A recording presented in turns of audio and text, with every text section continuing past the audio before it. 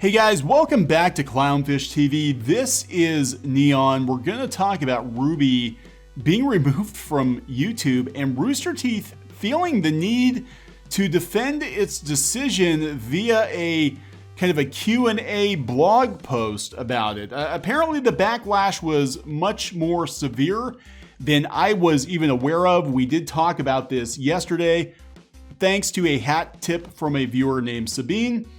Thank you again for this. I did not realize that they felt the need to justify their decision to the Rooster Teeth community because it just seems like it was a business decision. Very, very interesting. So I'm going to read this blog post, The Myths About RWBY on YouTube. Before we do that, please subscribe to Clownfish TV for pop culture news, views, and rants. We're at about 150,000 subs, guys. Thank you. We're on the path to 200,000. The support has been great. And no, we're not owned by a corporation, so we can say whatever the hell we want and we can do whatever the hell we want. So there we go. And you guys make that possible. So before I bring this up, before we read this article, I just want to point out again, if you missed the video this morning, Crunchyroll is for sale. Sony's buying Crunchyroll, reportedly. Crunchyroll is a sister company to Rooster Teeth. WarnerMedia didn't think it was worth keeping around, so they sold it.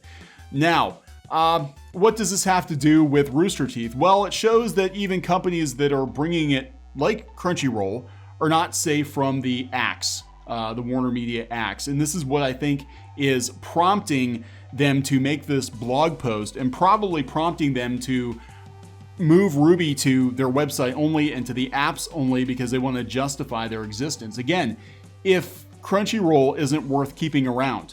Now, they're reporting almost $1 billion. I'm hearing that they're ultimately going to settle on half of that.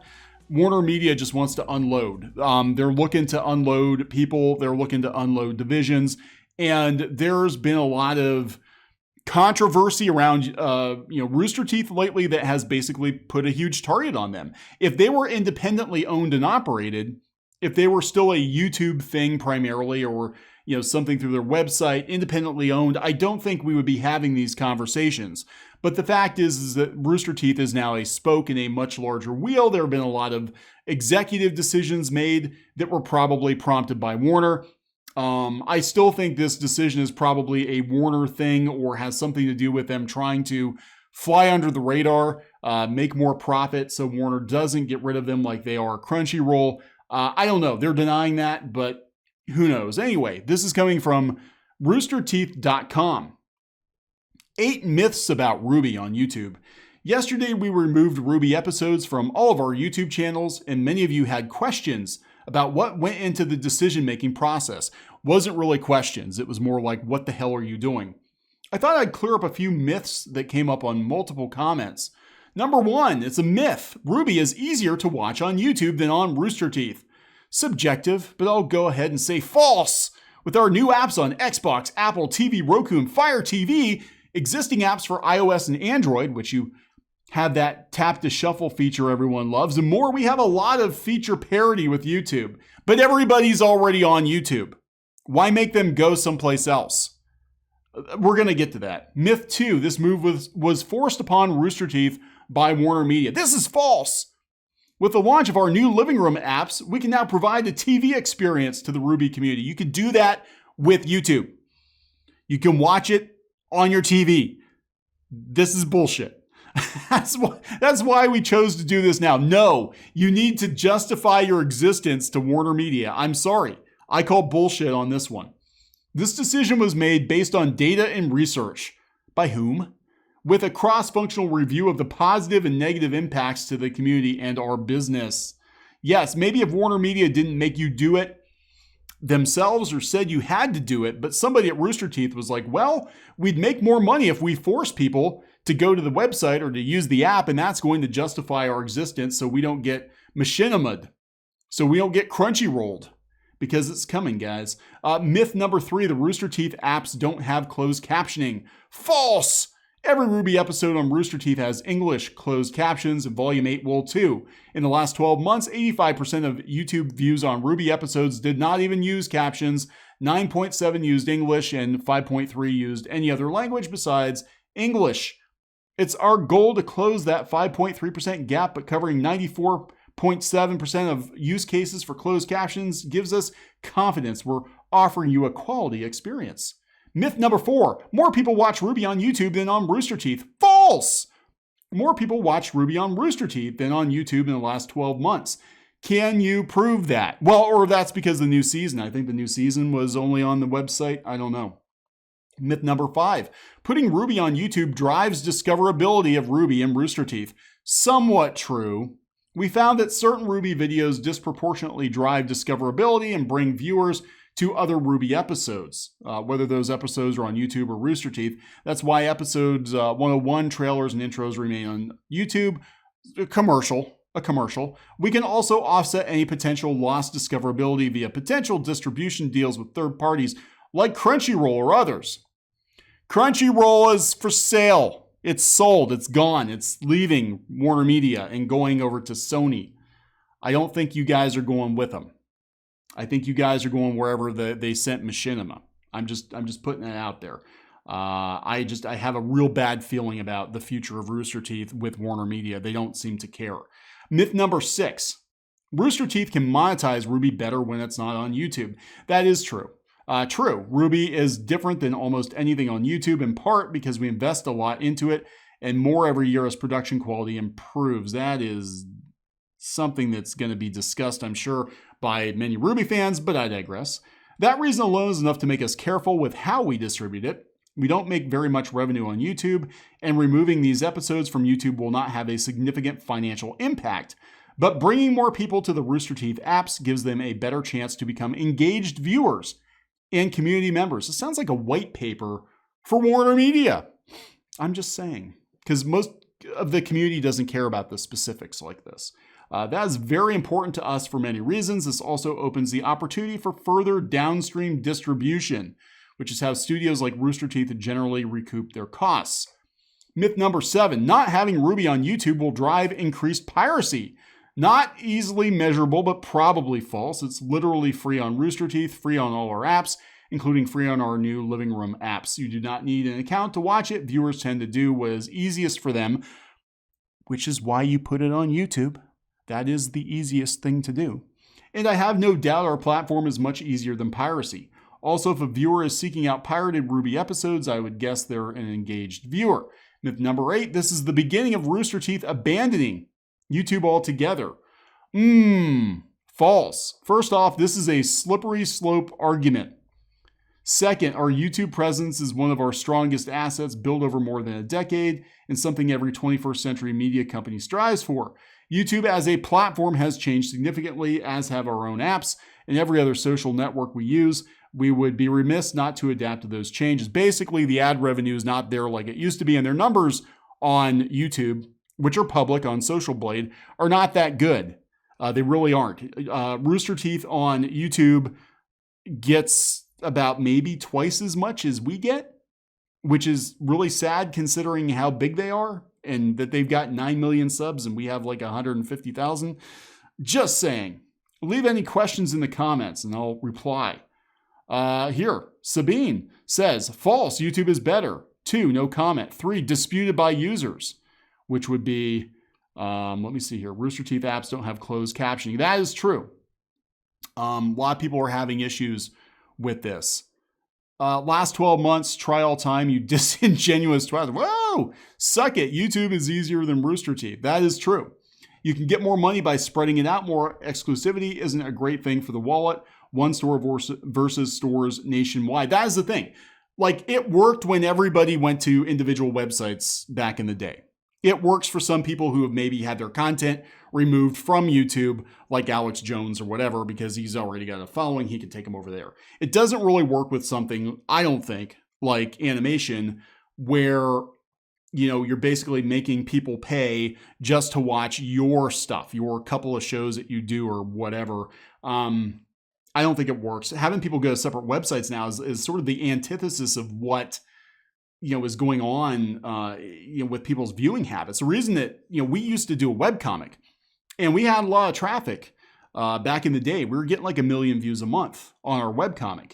Then it started to drop off. And a lot of the reason that webcomic traffic has dropped off is people started using Webtoon. They started using portals to read a bunch of comics and Comixology Unlimited and all of those things. It killed individual sites because it was too much work to go to an individual site. And that's what's going to happen here. I know they say it's easy, just as easy to go to your website, but in reality, you're asking somebody to go someplace else when they're already in the YouTube environment and they've already got playlists and they've already got channels they're subscribed to. They're not going to take the time to go out to your website. And I think you're going to see the traffic drop off. Just my opinion. Just my opinion. Piracy will increase. Piracy will increase. Slippery slope, maybe, but you just made the argument yourselves. You can get better money on Rooster Teeth instead of YouTube. What they're going to do is they're going to start charging everybody to watch RWBY on Rooster Teeth and through the app. And they're going to have another app, another streaming service, and whatever. I think they have one now, or Burv, or whatever it is. But WarnerMedia just sold Crunchyroll, and they're worth a lot more to them than Rooster Teeth.